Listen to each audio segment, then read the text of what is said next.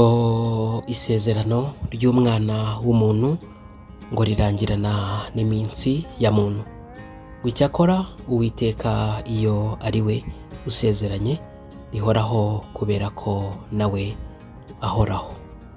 Ni inkuru y'incamugongo igoye gusobanurira abanyarwanda, ariko mbere na mbere twanganishije umuryango wa nyakwigendera. Imana y'amahoro, Imana nyir'ihumure ryose ibahumurize kandi ibakomeze. Turi ku itariki 6 z'ukwezi kwa 10 umwaka w'2025 mu gihugu cya Canada humvikanye inkuru y'incamugongo y'urupfu rw'umunyarwanda witabye Imana azize impanuka. Twihanganishije umuryango wa Cyusa. Imana y'amahoro ikomeze kubarinda kandi ibahe ihumure. Mu by'ukuri ni ibihe bigoye kumva ko uwawe atabarutse. Benshi rero bakomeje kugenda bibaza bati ese Landry Cyusa Rutabayiro yazize iki? Uyu musore w'imyaka 30 yitabye Imana azize impanuka aho yarari muri Canada, nk'uko nari maze kubibabwira nangira. Rero tubonereho no gukomeza kwihanganisha umuryango we. Imana y'amahoro ibahumure kandi ibakomeze mu bihe nk'ibi ngibi bigoye. Benshi bari gukomeza kugenda bibaza bati koko uyu musore yitabye Imana gute? Azize iki? Timwabana mwe, nyamara mwakakwiye kureka tugasenga, kubera ko iherezo ry'umuntu ryamusanga ahantu hagiye hatandukanye. Hanyuma nagushimiye by'umwihariko wowe wakanze kuri subscribe. Niba ari ubwa mbere nawe ugeze aha ngaha, turagusaba gukanda kuri subscribe kugira ngo n'ubundi tujye dukomeza kubana mu nkuru tugenda tubagezaho umunsi ku wundi. Ariko munyemerere mbabwire ngo muhumure, ubwo twizeye yuko Yesu yapfuye akazuka, abe ari nako twizera yuko Imana izazanana na Yesu abasinziriye muri we. Nk'uko amakuru abivuga, inkuru dukesha ibinyamakuru bigiye bitandukanye byano mu Rwanda, by'umwihariko ikinyamakuru cyitwa Imvaho Nshya cyamenye nuko ngo amakuru ya nyakwigendera yitabye Imana azize impanuka y'ingunguru yamugwiriye agahita yitaba Imana. Benshi bari gukomeza kugenda bagira bati koko iherezo ry'umuntu yamusanga ahantu hagiye hatandukanye. Mu by'ukuri biragoye.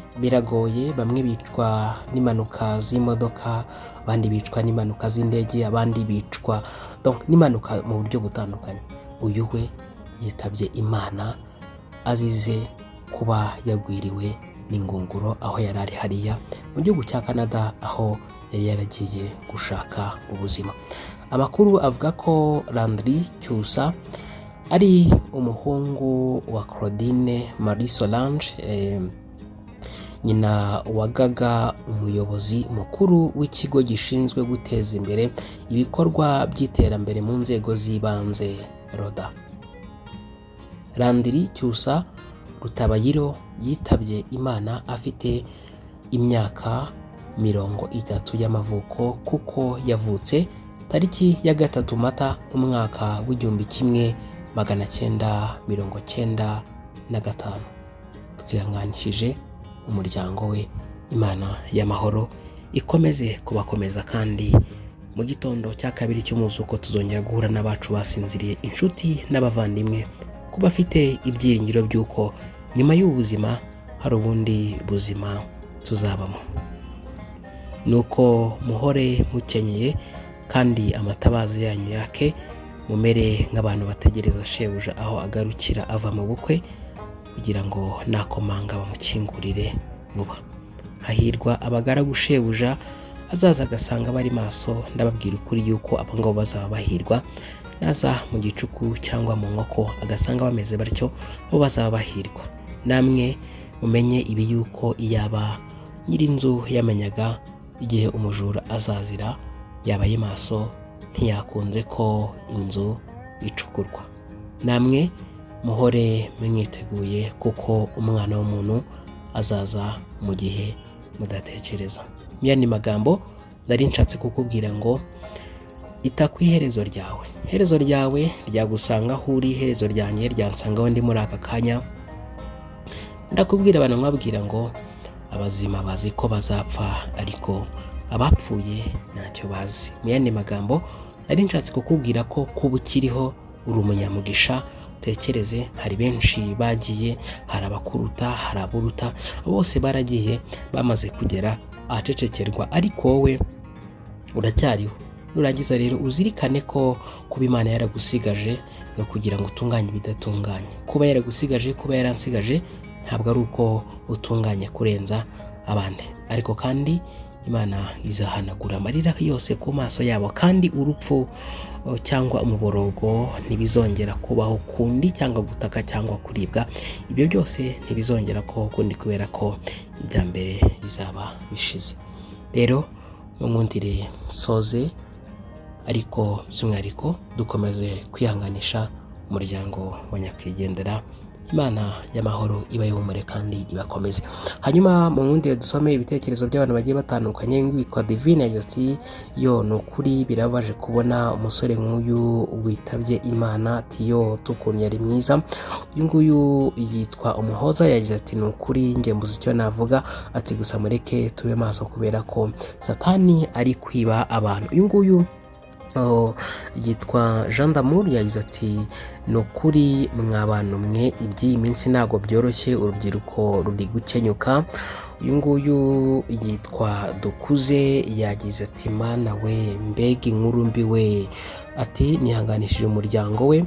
Uyu nguyu yitwa Marie Solange yagize ati ni ukuri njyewe mbuze icyo mvuga, ariko Imana ikomeze abasigaye kandi nawe Imana imuhe iruhuko ridashira. Uyu nguyu yitwa Roger yagize ati sinzi umwuka mubi uri mu rubyiruko uri gukenyura urubyiruko, ati ni ukuri mu ndorerewe ubuse kuko uyu musore agiye ate koko. Uyu nguyu yitwa Pacifique yagize ati Imana ihe gukomera ababyeyi be ndetse n'umuryango we kandi Imana imuhe iruhuko ridashira.